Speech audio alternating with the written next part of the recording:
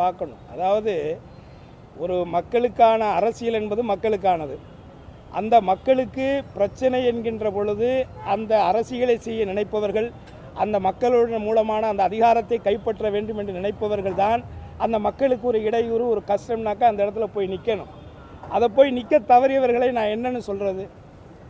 இது மக்கள் தான் தீர்மானிக்கணும். ஆனால் அந்த மக்களுக்கான பிரச்சனை என்கின்ற பொழுது அந்த நள்ளிரவே அந்த இடத்துக்கு போய் அந்த மக்களுக்கான அந்த தேவைகளை உங்களுக்கு நான் இருக்கிறேன், உங்களில் ஒருவனாக நான் இருக்கிறேன் என்று சொல்லக்கூடியவர் தான் ஒரு தலைவர், ஒரு தளபதி, எப்படி வேணாலும் சொல்லலாம். அந்த விதத்திலே அந்த ஒரு இக்கட்டான ஒரு சூழலில் மக்களுக்கு ஏற்பட்ட அந்த கொடுமையான ஒரு சம்பவத்திலே உடனடியாக களத்திலே இறங்கி பணியாற்றியவர் மாண்புமிகு தமிழக முதல்வர் என்பதை யார் ஒருவரும் மறுக்க முடியாது.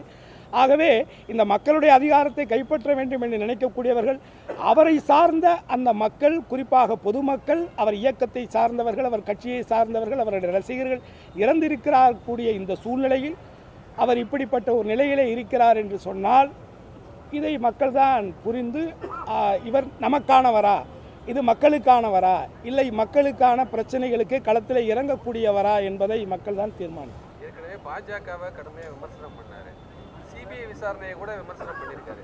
இப்போ அவங்களே சிபிஐ விசாரணை கேட்டிருக்காங்க, நீதிமன்றம் சிபிஐ விசாரணைக்கு உத்தரவு பிறப்பிச்சிருக்கு. இதில் பாஜகவோட பின்புலம் ஏதாவது இருக்குன்னு நினைக்கிறீங்க? எல்லாருக்கும் தெரிஞ்சதானங்க, இது என்ன புதுசாக என்ன கேள்வி? பிஜேபிங்கிறது நேரடியாகவே என்றைக்குமே எதுலையுமே வரமாட்டாங்க.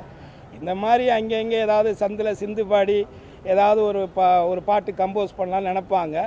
அதை கம்போஸ் பண்ணுற பாட்டுக்கு டான்ஸ் ஆடுறதுக்கு ஒரு நல்ல நடிகர் கிடச்சிருக்காரு. ஆல்மோஸ்ட் சாங்கு தயாராகும் நினைக்கிறேன். இன்னும் பார்க்கல, நான் பார்க்கணும். நாளைக்கு தான் பார்க்குறதா சொல்லியிருக்காங்க. நிச்சயமாக பார்ப்பேன். அதிமுகவும் தாவேகா கூட்டணியை விரும்புகிறாங்க, எங்கள் கூட்டணிக்கு வருவாருன்னு நேரடியாக அழைப்பு விடுக்கிறாரு. ஏங்க அவங்க ஏடிஎம்கேங்கிறது புரட்சி தலைவி அம்மா அவர்கள் உருவாக்கின ஒரு மாபெரும் எம்ஜிஆர் அவர்கள் உருவாக்கி அம்மா அவர்கள் பாதுகாக்கப்பட்டு என்னை போன்றவர்களுக்கு அரசியல் அடையாளம் கொடுத்த ஒரு கட்சி. ஆனால் இன்றைக்கி அவங்க நடத்துகிற கூட்டத்தில் அவங்க ஏடிஎம்கே கொடியை பிடிக்காம இன்னொருத்தவங்க கொடியை பிடிச்சி இவங்க ஆளுங்களே பிடிச்சிட்டு ஆட்டிக்கிட்டு இருக்கிற ஒரு அவல நிலையை நம்ம பார்க்குறோம். இதெல்லாம் யாருடைய தலைமையிலான ஒரு அவல நிலை அப்படின்னா எடப்பாடியினுடைய அவல நிலை தான். ஸோ பதவிக்காக எதையும் செய்ய துணிந்தவர் எடப்பாடி என்பது இதன் மூலமாகவும் நிரூபணமாகிறது. தனக்கான ஒரு மாபெரும் இயக்கத்தை எந்த விதமான ஒரு கட்டமைப்புமே இல்லாத ஒரு காட்டாரை போன்ற ஒரு வெள்ளப்பெருக்காக ஓடுகின்ற ஒரு ரசிகர் கூட்டத்தை நம்பி அவங்க கையில் இவங்களே செட் பண்ணி அவங்க கொடியை எடுத்துக்கிட்டு இவங்க கூட்டத்தில் ஆட்டிக்கிட்டு அவர் இருக்காங்க இவங்க இருக்காங்கன்னு இப்படி ஒரு அவலமான ஒரு சூழலை நினச்சி ஏடிஎம்கேனுடைய தொண்டர்கள் ரொம்ப குமுறிக்கிட்டு இருக்காங்க. நிறைய பேர் எங்கிட்டே பேசுகிறாங்க, ரொம்ப வேதனைப்படுறாங்க. ஆனால் இதுக்கெல்லாம் முதல் காரணம் எடப்பாடி தான். அவருடைய சுயநலத்திற்காக அந்த கட்சியை கூட அடமானம் வச்சுட்டு போனாலும் போவார், அதில் ஒன்றும் ஆச்சரியப்படுது. சார், நீங்கள் போட்டியிடுற விருப்பத்தை முதலமைச்சர்கிட்ட தெரிவிச்சிருக்கீங்களா? அந்த ஒரு